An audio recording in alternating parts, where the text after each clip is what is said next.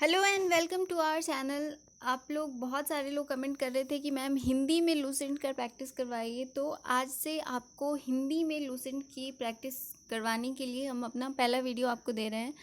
I hope आपको पसंद आएगा। वैसे आपको मैं बता दूं, जनरल साइंस में जितने भी वर्ड्स होते हैं मैक्सिमम वो इंग्लिश वाले ही होते हैं। तो और क्योंकि मेरा प्रोनाउंसिएशन जो होता है वो हिंदी में ही होता है आपका, तो मुझे नहीं लगता है कि इंग्लिश में भी मैं बोलती हूँ, इंग्लिश में जो चीज़ें रहती हैं वो आपको समझ में नहीं आएंगी। लेकिन फिर भी मैं आपको हिंदी में, क्योंकि आप लोग इतने सारे कमेंट कर रहे हो, तो कर देती हूँ आपके लिए। यहाँ पे मैंने जो इंग्लिश वाली वीडियो डाली है वो बहुत सारी मतलब बायोलॉजी के जो टर्म्स होते हैं उस टर्म से रिलेटेड बहुत सारे क्वेश्चन, क्योंकि बहुत इंपॉर्टेंट है, बहुत ज़्यादा पूछा जाता है, तो वो डाला था। तो मैंने सोचा सबसे पहले हिंदी में भी आपको वही चीज़ें मैं बता देती हूँ। जैसे आप देख रहे हो एनाटॉमी, ये चीज़ें मतलब ये जो वर्ड्स होते हैं, जो विज्ञान की प्रमुख शाखाएं, वो मोस्टली इंग्लिश में ही है, क्योंकि इंडियंस ज़्यादा इन सब चीज़ों पे ध्यान नहीं देते थे, तो इसलिए जो वर्ड्स होते हैं वो इंग्लिश में ही आते हैं, लेकिन उनका मीनिंग मैं आपको हिंदी में समझा देती हूँ। एनाटॉमी का मतलब होता है जीव विज्ञान की वैसी शाखा जो शरीर के आंतरिक संरचना से संबंधित है। मतलब आंतरिक स्ट्रक्चर, संरचना को पढ़ने के लिए हम एनाटॉमी यूज़ करते हैं। नेक्स्ट है आपका एंथ्रोपोलॉजी। ये मानव विकास, रीति रिवाज, इतिहास, परंपराओं से संबंधित विषयों का अध्ययन किया जाता है इसके अंतर्गत। तो ये एंथ्रोपोलॉजी होती है, बेसिकली मानव विकास के बारे में इसमें पढ़ा जाता है। और ये दोनों इम्पॉर्टेंट हैं, इसको ध्यान रखिएगा। नेक्स्ट है आपका एस्ट्रोलॉजी। एस्ट्रोलॉजी का मतलब होता है यह विज्ञान मनुष्य के जीवन पर विभिन्न नक्षत्रों के प्रभाव का अध्ययन करता है। इसे ज्योतिष शास्त्र भी कहते हैं। मतलब एस्ट्रोलॉजी को बेसिकली हम ज्योतिष शास्त्र ही कहते हैं। अगला है एस्ट्रोनॉमी। एस्ट्रोनॉमी का मतलब होता है खगोलीय पिंडों का अध्ययन करने वाला विज्ञान। मतलब ये दोनों टर्म क्योंकि एक दूसरे से रिलेटेड है इसलिए ज़्यादा इम्पॉर्टेंट है, क्योंकि एस्ट्रोलॉजी और एस्ट्रोनॉमी दोनों में हम काफ़ी ज़्यादा कंफ्यूज हो जाते हैं। एस्ट्रोलॉजी में हुआ कि मतलब ये ज्योतिष शास्त्र है, एंड एस्ट्रोनॉमी मतलब खगोलीय पिंडों का अध्ययन किया जाता है। अगला है सेरेमिक्स। यह चीनी मिट्टी के बर्तन बनाने से संबंधित है। ये इतना इम्पोर्टेंट नहीं है क्योंकि ये इतना ज़्यादा नहीं पूछा जाता है, जस्ट आप इस टर्म को याद रखिएगा। अगला है कीमोथेरेपी। कीमोथेरेपी का मतलब होता है रासायनिक यौगिक से उपचार करना। जो रासायनिक तत्व होते हैं, मतलब चिकित्सा विज्ञान का एक शाखा है जिसमें रासायनिक यौगिकों से उपचार किया जाता है। अगला है कॉस्मोलॉजी। यह होता है समस्त ब्रह्मांड का अध्ययन करने वाली विज्ञान की शाखा। ये भी नहीं पूछा गया है, ये सारे इतने इम्पोर्टेंट नहीं है, लेकिन इनको पढ़िएगा ज़रूर और याद भी रखिएगा। अगला है क्रायोजेनिक्स। ये इम्पोर्टेंट है। यह निम्न ताप के विभिन्न प्रयोगों तथा नियंत्रणों का अध्ययन करने वाला विज्ञान है। क्रायोजेनिक्स मैं आपको बता चुकी हूँ कि बहुत लो टेम्परेचर पे बहुत सारे चीज़ों को रखा जाता है और उन्हें ही हम क्रायोजेनिक्स कहते हैं। मतलब निम्न ताप पे बहुत सारी चीज़ों को रखा जाता है और वो क्रायोजेनिक्स कहलाता है। ये इम्पॉर्टेंट है, इसको वीवीआई कीजिएगा। अगला है इकोलॉजी। ये भी इम्पॉर्टेंट है और ये बहुत ज़्यादा इम्पॉर्टेंट है, बहुत बार पूछा हुआ है बहुत सारे एग्जाम्स में। यह विज्ञान वनस्पतियों तथा प्राणियों के पर्यावरण या प्रकृति से संबंधों का अध्ययन कराता है। इन्वायरमेंट और जो ऑर्गेनिज्म है उनके बीच के रिलेशनशिप या इंटर रिलेशनशिप के स्टडी को इकोलॉजी कहते हैं। अगला है एंटोमोलॉजी। जंतु विज्ञान की वह शाखा कीट पतंगों का व्यापक अध्ययन करती है। बेसिकली कीट के अध्ययन को ही हम एंटोमोलॉजी कहते हैं, तो ये भी इम्पॉर्टेंट है। ये इकोलॉजी एंड एंटोमोलॉजी ये दोनों बहुत इम्पॉर्टेंट है। अगला है इपिडेमियोलॉजी। चिकित्सा विज्ञान की वह शाखा महामारी उनके उपचार से संबंधित है।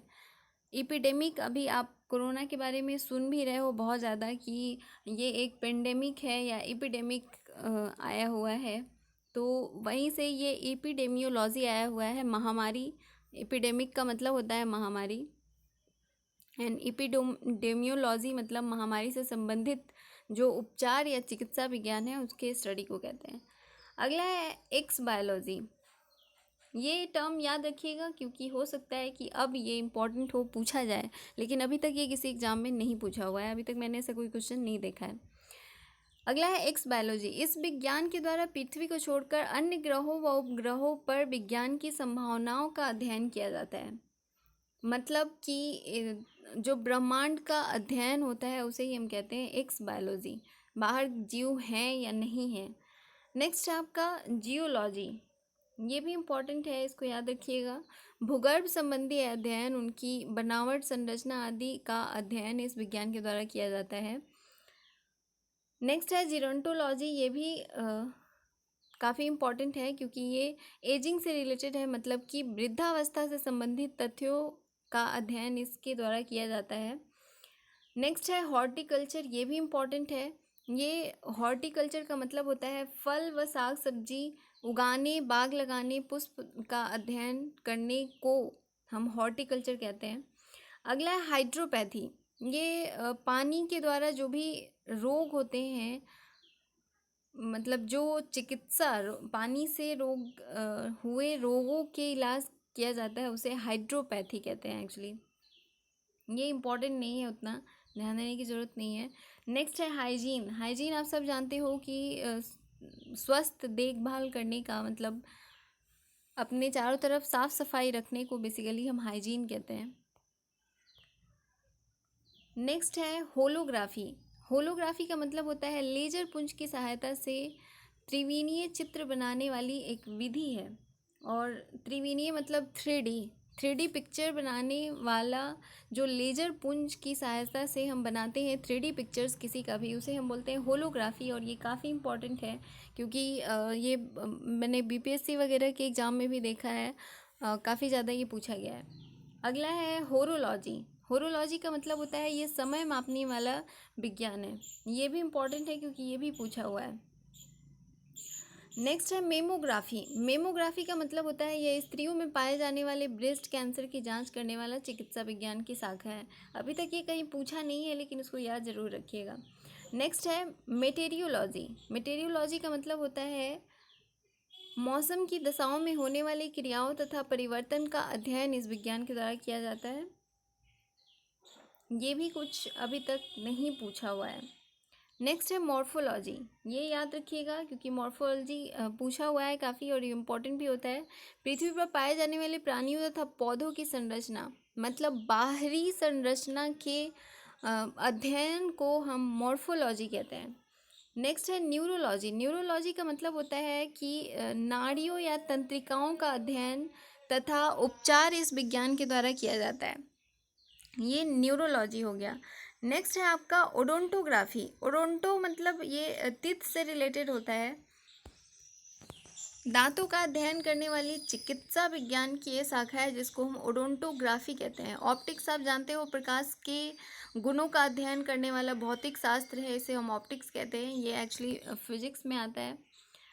नेक्स्ट है आपका ऑर्निथोलॉजी। ये काफ़ी इंपॉर्टेंट है ऑर्निथोलॉजी क्योंकि ये बर्ड्स के मतलब पक्षियों से संबंधित अध्ययन किया जाता है और इसीलिए हम मतलब ये ऑर्निथोलॉजी इसको कहते हैं।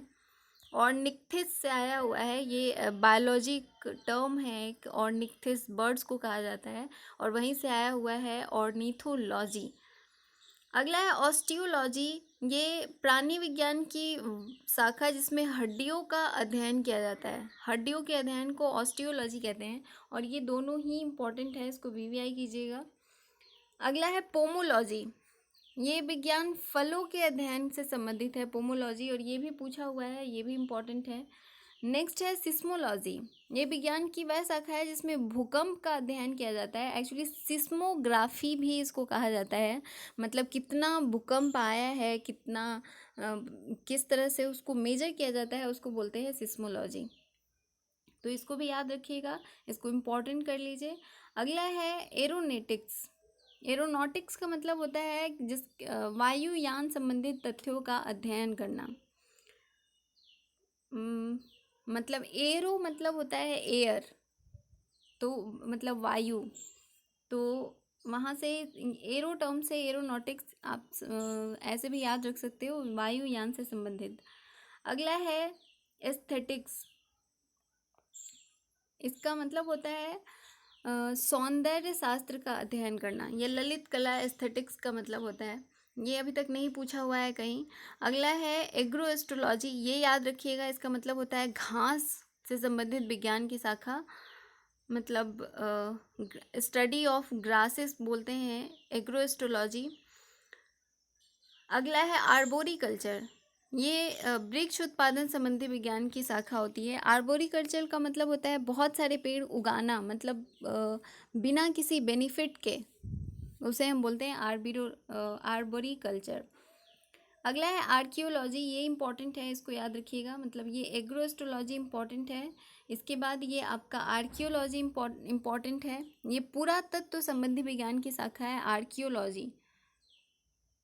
नेक्स्ट है एस्ट्रोफिजिक्स। एस्ट्रोफिजिक्स का मतलब होता है नक्षत्रों के भौतिक रूप से संबंधित खगोलीय अर्थात खगोल भौतिकी विज्ञान की शाखा है।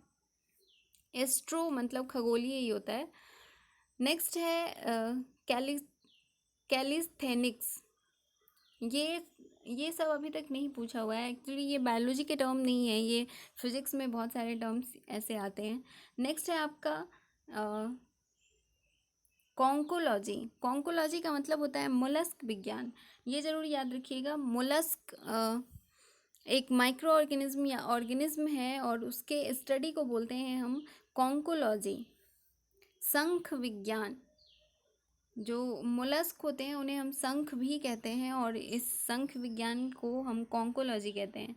नेक्स्ट है कॉस्मोगॉनी, ये ब्रह्मांडोत्पत्ति सिद्धांत का अध्ययन किया जाता है, ये इतना इम्पोर्टेंट नहीं है, बेसिकली आप कॉन्कोलॉजी याद रखिएगा, वो इम्पोर्टेंट है। नेक्स्ट है कॉस्मोग्राफी, क्रिप्टोग्राफी। क्रिप्टोग्राफी याद रखिएगा, ये गुण लेखन या बीज लेखन संबंधी ज्ञान का अध्ययन कराता है। इपिग्राफी मतलब शिलालेख संबंधी ज्ञान। इपिग्राफी याद रखिएगा, ये पूछा हुआ है, इम्पॉर्टेंट है। इस शाखा के अंतर्गत शिलालेख संबंधी ज्ञान का अध्ययन किया जाता है। एपनोग्राफी या एथनोग्राफी, इथनोग्राफी इसको याद रखिएगा, ये भी इम्पॉर्टेंट है। इस शाखा के अंतर्गत मानव जाति का अध्ययन होता है। मानव जाति के अध्ययन को हम एथनोलॉजी कहते हैं, एथनोग्राफी कहते हैं। एंड नेक्स्ट है आपका इथोलॉजी, ये भी इम्पॉर्टेंट है।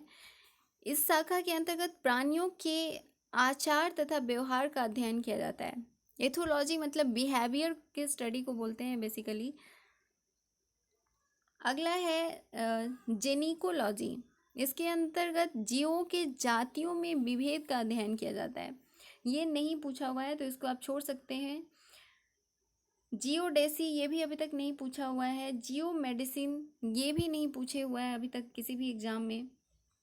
नेक्स्ट है हेलियोथेरेपी, ये भी अभी तक नहीं पूछा हुआ है। सूर्य के प्रभाव से चिकित्सा करने की प्रक्रिया कहते हैं, तो इसे आप छोड़ सकते हो। हाइड्रोपोनिक्स, ये याद रखिएगा, इस शाखा के अंतर्गत जल संवर्धन का अध्ययन किया जाता है, मतलब कि पानी में पौधों को उगाने के टेक्निक को हम कहते हैं हाइड्रोपोनिक्स। अगला है हाइड्रोस्टैटिक्स, ये भी अभी तक नहीं पूछा हुआ है लेकिन इसको पढ़ जरूर लीजिएगा। इस शाखा के अंतर्गत द्रव स्थित का अध्ययन किया जाता है। लेक्सिकोग्राफी, ये शब्दकोश संकलन तथा लिखने की कला है लेक्सिकोग्राफी, लेकिन अभी तक ये भी कहीं पे नहीं पूछा गया है।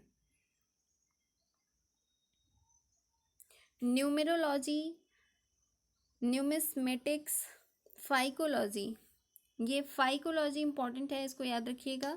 फाइकोलॉजी का मतलब होता है इसके अंतर्गत एल्गा का अध्ययन करना या शैवालों के अध्ययन को हम बोलते हैं फाइकोलॉजी। अगला है सेलिनोलॉजी। सेलिनोलॉजी का मतलब होता है इस शाखा के अंतर्गत चंद्रमा के मूल स्वरूप तथा गति के वर्णन का अध्ययन किया जाता है। ये भी नहीं पूछे हुआ है तो इसको आप छोड़ सकते हो। यहाँ पे इम्पॉर्टेंट है आपका फाइकोलॉजी। देन सेरीकल्चर, सेरीकल्चर का मतलब होता है रेशम के कीड़े का पालन। रेशम जो बनता है, रेशमी कपड़े जो बनते हैं, उसके कीड़े का पालन या रेशम से उत्पादन करने को, उसके अध्ययन को हम सेरीकल्चर कहते हैं। नेक्स्ट है टेलीपैथी, ये भी कहीं नहीं पूछा हुआ है। इस शाखा के अंतर्गत मानसिक संक्रमण की प्रक्रिया का अध्ययन करना। अगला है हिप्नोलॉजी, नींद का अध्ययन, इसको हिप्नोलॉजी कहते हैं, इसको आप पढ़ सकते हो, याद रख सकते हो। टैक्सिकोलॉजी, इस शाखा के अंतर्गत विषों के बारे में अध्ययन किया जाता है। ये याद रखिएगा, विष मतलब जहर के बारे में स्टडी किया जाता है और इसको हम टॉक्सिकोलॉजी कहते हैं, टॉक्सिक सब्सटेंस का। तो ये अभी तक आपका इम्पॉर्टेंट जितना भी टर्म्स था बायोलॉजी में वो आपको बताई हूँ, और इसको याद रखिएगा। इससे ज़्यादा जो इंग्लिश वाले हैं उसमें दिया हुआ है। इसके अलावा हमने वीडियो भी प्रोवाइड की है इस पे कि इम्पॉर्टेंट टर्म्स जो हैं वो कहाँ कहाँ किस तरह से पूछे हुए हैं। वो हिंदी में तो नहीं है लेकिन आप समझ जाओगे क्योंकि मैं उसका डिस्क्रिप्शन आपको हिंदी में ही की हुई हूँ, तो हिंदी में आपको कोई प्रॉब्लम नहीं होगी। मैक्सिमम जो साइंस के टर्म्स होते हैं वो इंग्लिश में ही होते हैं, तो मुझे नहीं लगता है कि हिंदी या इंग्लिश में बहुत ज़्यादा प्रॉब्लम होनी है। लेकिन फिर भी अगर आप बोलोगे तो मैं उसे फिर से हिंदी में भी आपके लिए प्रोवाइड करा दूँगी। अगर आपको किसी भी तरह का कोई भी प्रॉब्लम होता तो आप हमें कमेंट करके ज़रूर बताइएगा।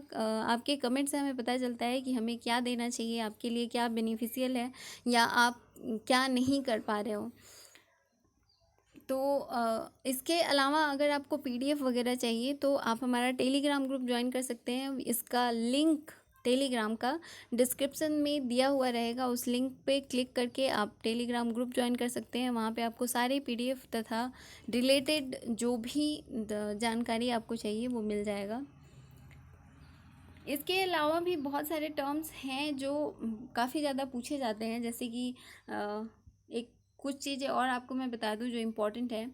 सबसे बड़ा जीवित पक्षी आप जानते हो शुतुरमुर्ग होता है, सबसे बड़ा कपी गोरिल्ला होता है, सबसे बड़ा अस्तनी छछूंदर होता है, या जरायुज अस्तनी कंगारू होता है, अंड जरायुज अस्तनी। सबसे व्यस्त मानव अंग हृदय होता है, आप जानते हो। सबसे बड़ा स्थली अस्तनी अफ्रीकी हाथी होता है। सबसे तेज उड़ने वाला पक्षी कटिपुंज पक्षी होता है। सबसे तेज दौड़ने वाला जंतु चीता होता है। सबसे बड़ा सर्प पाइथन आप जानते हो। सबसे छोटा पक्षी हमिंग बर्ड होता है, मतलब हमिंग पक्षी को सबसे छोटा पक्षी कहा जाता है और ये काफ़ी अच्छा भी होता है और मुझे बहुत अच्छा लगता है क्योंकि छोटे छोटे होते हैं, काफ़ी अच्छे होते हैं। सबसे बड़ा अंडा शुतुरमुर्ग होता है। सबसे ऊंचा स्तनी जिराफ या अफ्रीका होता है। सबसे बड़ा तथा भारी स्तनी नीली व्हेल होता है, ब्लू व्हेल या नीली व्हेल। ब्लू व्हेल सबसे बड़ा मैमल इसको कहा जाता है जिसके पास स्तन होता है। सबसे बड़ा जीवित सरीसृप टहरील या कछुआ को कहते हैं, या अंड प्रजनक स्तनी एकिडना तथा डक बिल प्लेटिपस कह सकते हो आप। तो ये सारे टर्म्स आप देख रहे हो, ये इकिडना, ये टहरील या ब्लू व्हेल, मतलब मोस्टली जो भी वर्ड्स हैं वो इंग्लिश वाले ही हैं, लेकिन फिर भी आपको बता देती हूँ। और ये बहुत इंपॉर्टेंट है, इसको आप ज़रूर मार्क कर लीजिएगा VVI इस पूरे को, और जितनी जल्दी हो सके आप इस टर्म्स को ज़रूर याद रखिएगा क्योंकि ये बहुत ज़्यादा पूछा जाता है। बायो में अगर सबसे इम्पोर्टेंट है तो यही है। इसके अलावा भी आप देख रहे हो ये आविष्कारक वाला जो टर्म है ये भी काफ़ी ज़्यादा इम्पोर्टेंट है और आप इसको भी VVI करके पढ़ सकते हो, बहुत ज़्यादा इम्पोर्टेंट है ये।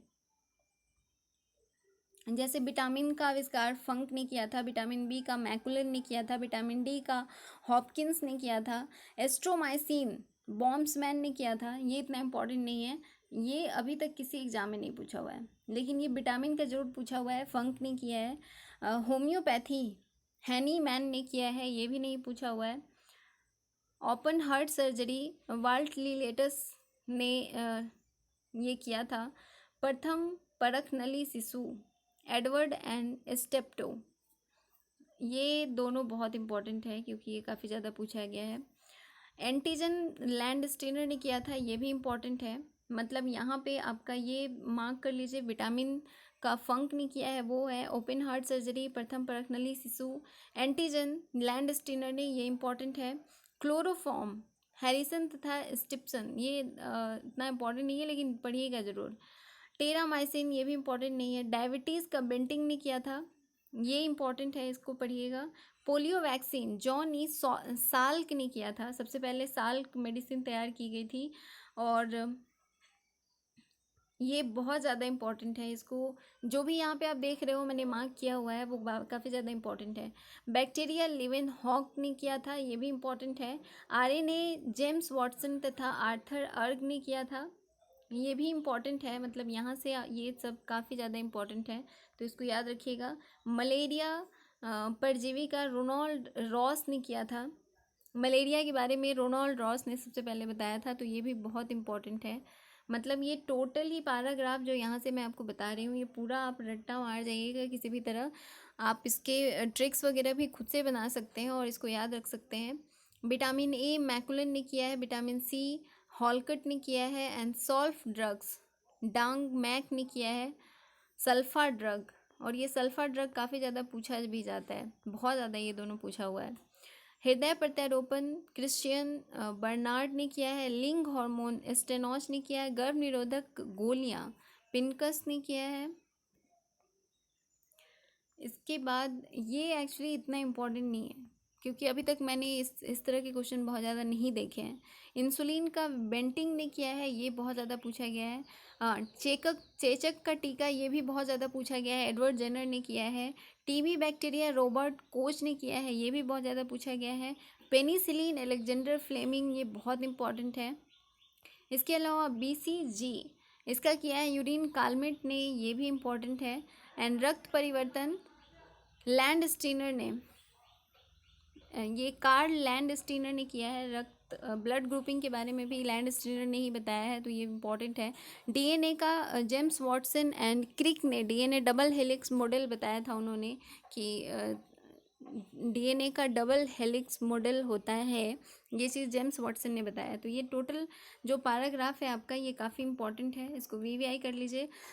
आपके पास लूसेंट है, जब भी आप कभी भी इस तरह की रिवीजन वाली वीडियो देखने जाएं तो अपने पास बुक और पेन पेंसिल ज़रूर रखें ताकि कुछ इंपॉर्टेंट बताया जाए तो उसे आप नोट कर सकें, अंडरलाइन कर सकें उन चीज़ों को जिसे हम इंपॉर्टेंट बता रहे हैं, क्योंकि हम सारा एनालाइज करके तभी आपको बता रहे हैं कि हम भी बहुत सारे एग्ज़ाम्स देते हैं और उस एग्ज़ाम्स के लिए हम भी तैयारी करते हैं और तभी आपको इतना बता पा रहे हैं। तो हम पे भरोसा कीजिए और उन सब चीज़ों को अंडरलाइन कीजिए और उनको याद रखने की कोशिश कीजिए जितना ज़्यादा हो सके। अगले वीडियो में हम आपको और भी चीज़ें इसके बारे में बताएंगे, बायो का पूरा रिवीजन आपको अच्छे तरीके से कराएंगे, कुछ इंपॉर्टेंट एक्स्ट्रा चीज़ें होंगी वो भी हम आपको बताएंगे। इसके अलावा कुछ वीडियोस हमने बायो की आपको ऑलरेडी प्रोवाइड की हुई हैं, भले ही वो इंग्लिश में हैं लेकिन आपके काम आएंगी, आप उन्हें देख सकते हो। हमारे प्लेलिस्ट में जाके बहुत सारी चीज़ें वहाँ पे अवेलेबल हैं। Thank you for watching.